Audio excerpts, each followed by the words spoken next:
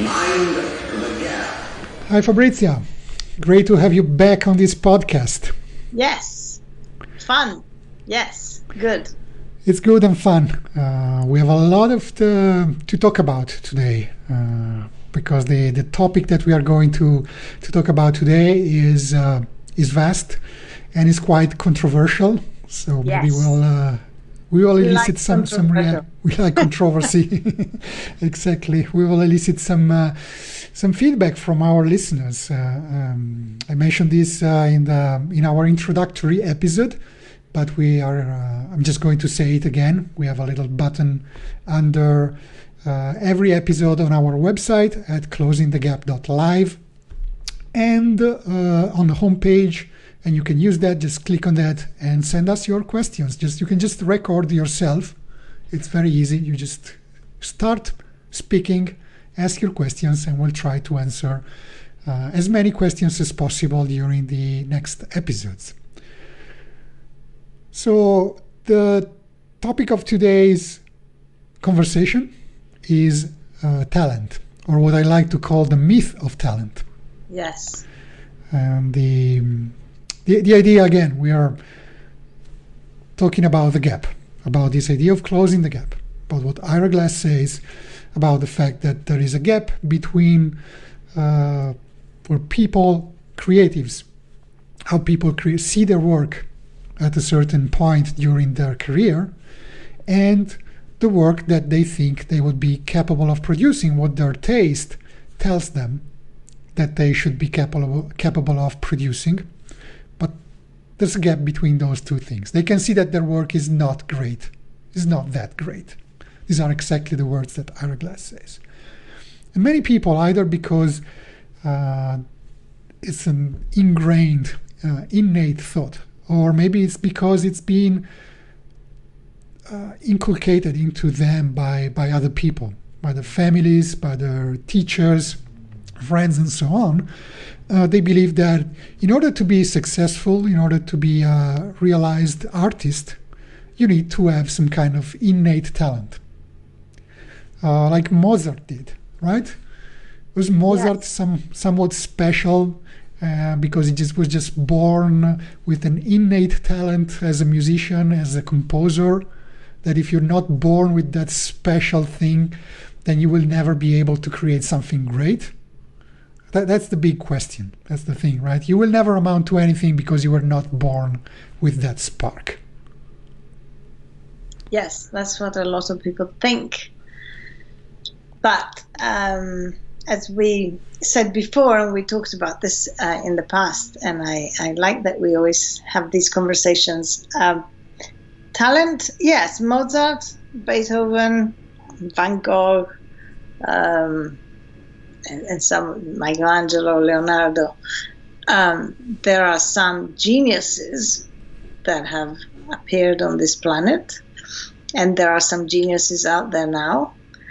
But to be a good artist, one does not have to be a genius. We can be good artists regardless of the genius or not. So talent has kind of become, again, an excuse sometimes for people to fall back and say, well, if what I'm doing isn't great, it's because I have no talent. Or listen to people around you who say, well, you really don't really have enough talent for that. Or it's a big thing that we tell ourselves, though, do I have? Big question. I want to be a creative. I want to be an artist. Do I have the talent for this kind of thing? And then that becomes a bit of an excuse when things don't work out as we would like them to.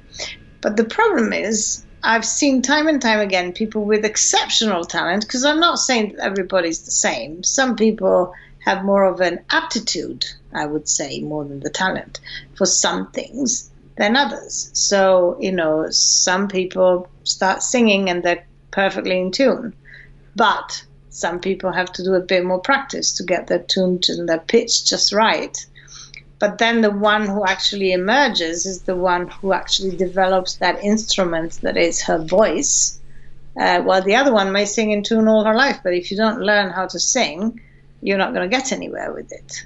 So that's why, to me, that is the myth of talent. Because whatever talent we have, it's nothing compared to what it can grow into once we actually put in the work and do the right kind of work, which is what we're here to do, to talk about. Yeah. You said that word pitch. Do you know what perfect pitch is, and what's the difference between perfect pitch and relative pitch? Yeah, but you go ahead. So I'm completely ignorant about music, but I was following some. Watching some YouTube videos by this guy. He's a musician, a producer. His name is Rick Beato. That's Beato. You can find his channel on YouTube.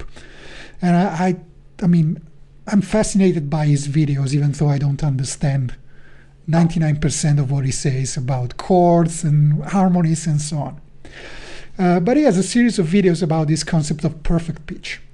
So what is perfect pitch?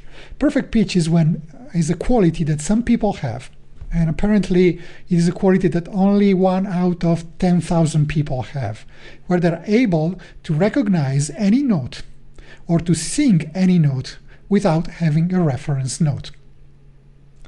Yes. The idea is that is perfect pitch. Relative pitch is a quality that many people have, typically musicians have, because they've been trained to do it, right? They can sing a note or recognize a note if they have listened to a related note.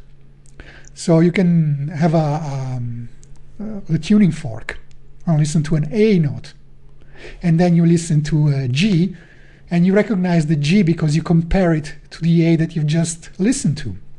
People who have perfect pitch, on the other hand, can recognize a G or a D flat, right? Even without hearing another note.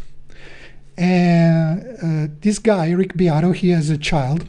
He's currently 8 or 9. The time he was doing these videos, he was 8 or 9 years old, who has amazing perfect pitch. And you see these videos, there is this young kid looking at the camera with his father behind his back playing on the piano. And the father is playing notes like ding, and the kid says A, ding, G flat, B sharp, whatever. Then he plays chords, like 3 notes at the same time. And he says, this is A major or whatever. I don't even know the names of those chords. This one is a B minor 7, right? And then he plays 2 chords at the same time, one with the left and one with the right hand. And the kid is able to say, this is B major over A minor. And the notes are A, B, D, G flat, E, and so on. And then he plays 6 chords, and he says, sing me an A, sing me a B, and so on. It's okay. I don't want to go too long over this, but the idea here is that some people are effectively born with the ability to develop perfect pitch. Some people will never be able to do it. But it's not enough. You can have this ability, but if you're not trained since a young, this is something that you learn like when you're learning a language. You learn a language when you're very young, it's very effective. If you learn to exercise your perfect pitch when you're 3, 4 years old, then you will keep that quality for the rest of your life, most of the rest of your life, because apparently after 50, 60 years, people lose it. So this is a very special quality, but it needs to be developed. You need to train, you need to practice. Relative pitch is something that pretty much anyone can achieve. You don't need to have perfect pitch to be a musician. Exactly. I was going to say, you know, Pink Floyd, I don't think any of them had perfect pitch, or a lot of people. He has one of those videos where he makes a list of the musicians that, according to him, had perfect pitch. And this includes Mozart, Beethoven, and others, and Bach maybe, and others who didn't. Like he has, I don't know, Rachmaninoff or some I don't remember the names. So those people did not have perfect pitch, but they're not lesser artists and musicians because of this. So it's definitely a talent, but it's a talent that you need to work on, and you can develop something really close if you just do the work, as Ira Glass Yeah, says. and in fact, in the end, it's useful because if you can hear a note and recognize it, or just sing it out of the blue, it's useful to be able to do that. But if you just need to hear a relative note to be able to do the same thing, that just takes one extra second of your life. Does it matter? Absolutely not. Yeah. So, perfect pitch by itself, or any kind of exceptional talent by itself, doesn't really take you anywhere by itself. It works within the context of your then development as a musician to, you have that extra thing, but nobody would know anyway whether you had it or not in the end. I mean, can we say which musicians out there, does Beyonce have perfect pitch, or Madonna, or any of those people? I've no idea. Maybe, maybe not. It doesn't matter. To the finished result of your work does not rely on talent. Yeah. It relies on the work that you put in. The concept here is that there are some innate differences, but if you look at the top performers in any field, then people have done studies about this, right? And if they look at the top performers in any field, and what they found out is that innate talent, qualities that are people get from birth, they're not really the things that determine the success, the ability, or the specific ability to be a top performer. Practice, and especially deliberate practice and deliberate effort to improve performance in a specific field, is much, much more important than innate talent. And I also think that whatever talent we have may not come out until we actually get to a point where we can when we can put it into practice.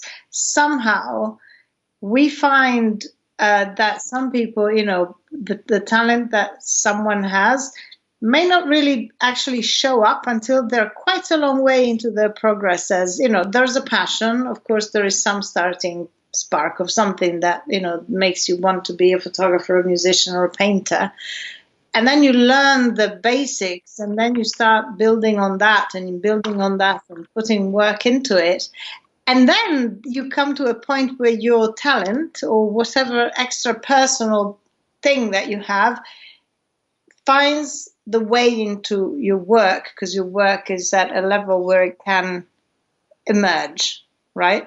You don't necessarily see it before a certain point sometimes. So we don't know who's got talent and who hasn't. What I'm saying is that then that's when, for instance, we talk about developing your own style, or a singer will develop, her own way of singing, which is really personal, and may not really happen until she's learned the basics of how to sing, for instance,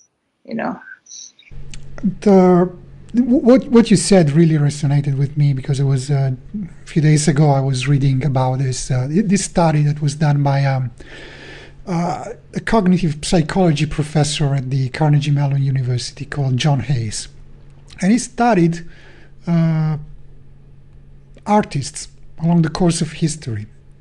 Some of the greatest names in art, including Mozart, we already mentioned, Picasso, and so on. And he studied their careers to determine how long it took them to become world class at whatever they were doing. So I was surprised to learn that for Mozart, for instance, we know that he was a child prodigy, and he toured Europe with his father and his sister, playing the clavier at the courts, at the nobles, and he was he was a little child prodigy indeed. But he only had his first, and he was a composer as well, but his first successful composition that was publicly performed, he only did it at age 14, which is amazing. You are 14 years old and you do a composition, a little opera, and it is performed in a theater. You're only 14. But actually, he started playing publicly when he was 4. So it took him 10 years, even to Mozart, it took 10 years to go from somebody who was actually proficient with the piano or the clavier or whatever it was to be a master at their art that was widely recognized as a master, or even not widely recognized because probably he had a small local limited success with that first opera. But it took 10 years. And so this professor did this study, and he discovered that for a huge number of artists, 10 years is like the average that it takes from when you start really applying practicing your talent and developing it to when you become recognized, you have your initial success. It takes 10 years on average for pretty much everyone. And so this is fascinating. Again, you're Mozart, okay, but at age 4 or 5, you're not, your operas are not being publicly performed in a theater. You're not that good yet.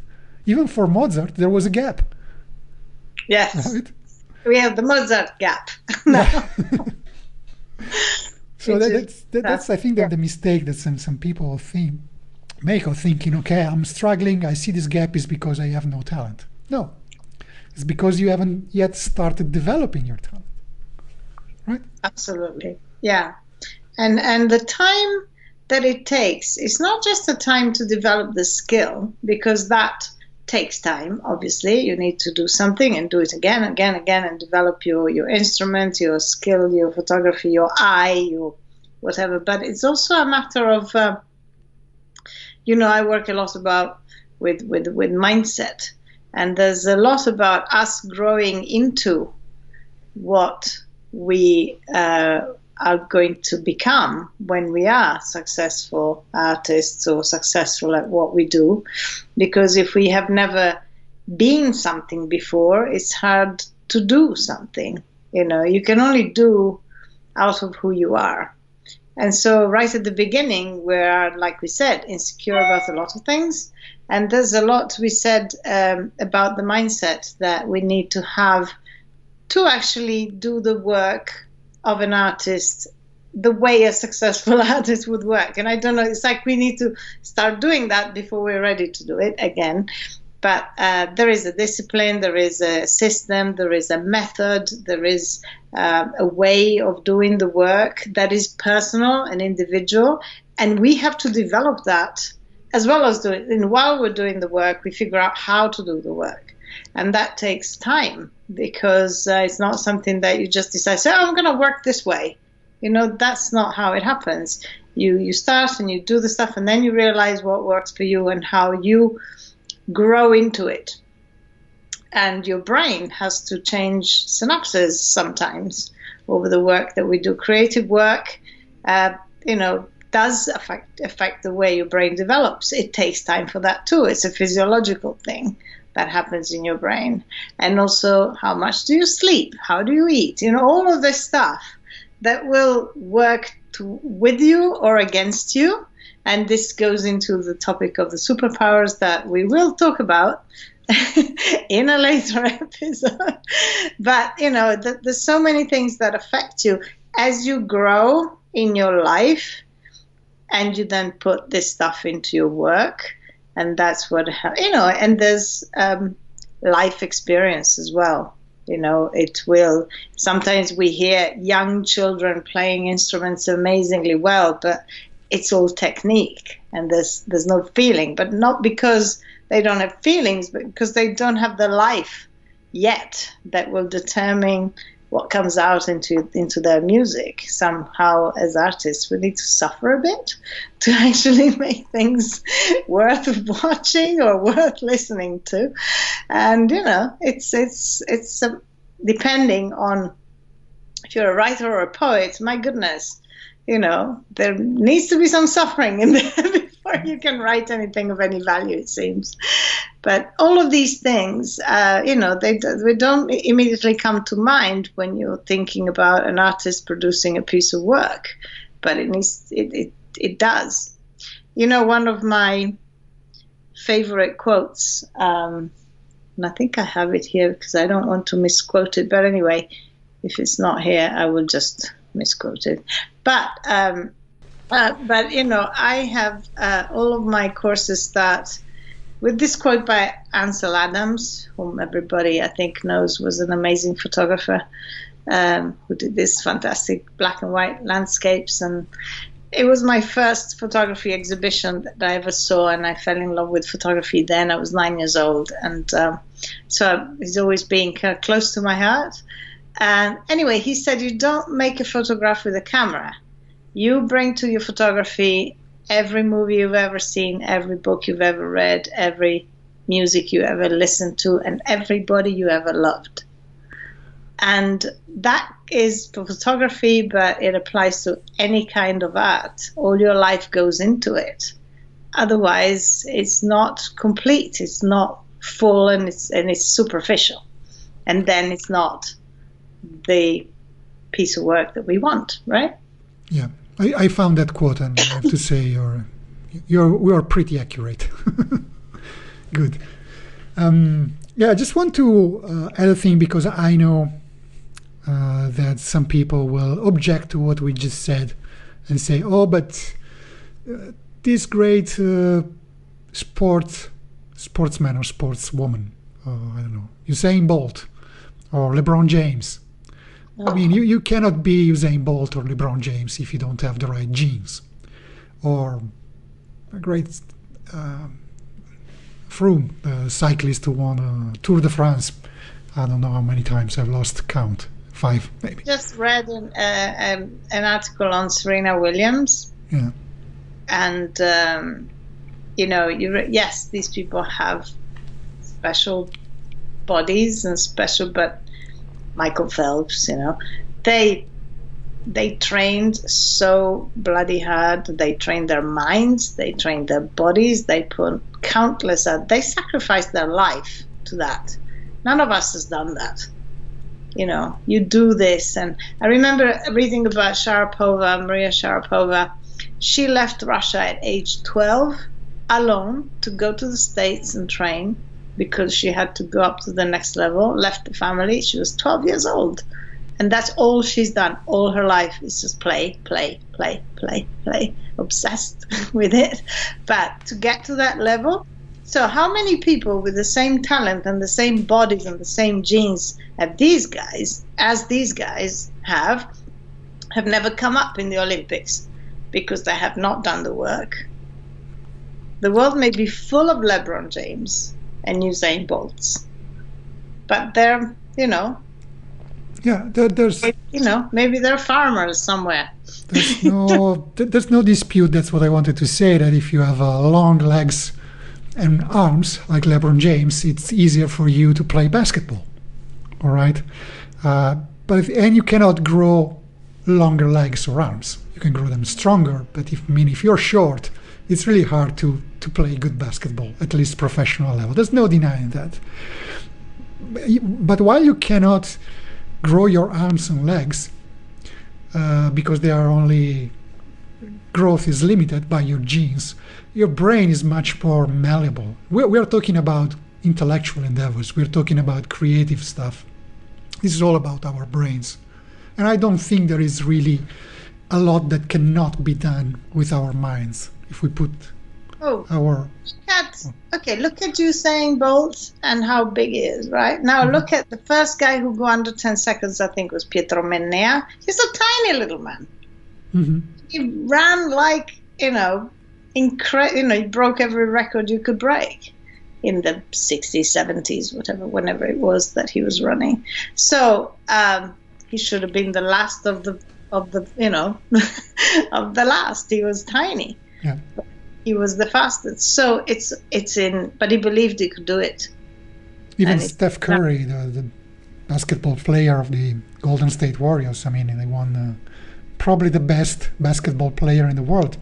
He's not compared to others, he's not that huge. Yeah. Right. So it's in our heads. It's very much in our heads. Okay, I think we can just end our conversation for today here. I don't know what you believe, if you want to add something else. And we will definitely keep talking about talent and how to overcome our perceived lack of talent in the next episode. What do you think? Yes, and it'd be nice to hear what you think, what people think about talent, and about if it's a myth, if it's not a myth, what they're convinced about, and what their own talent, where it may lie, and how do we find it. Right. So just go to our website at closingthegap.live and leave us our comments. You can just use the comment field or just use the little button. There's an appropriate button that you can click and record your questions, comments. If you would like us to talk about specific topics in the upcoming episodes, please just let us know. And as for today, that's really all. Let's talk next week. Bye. Bye. Thank you. Bye-bye.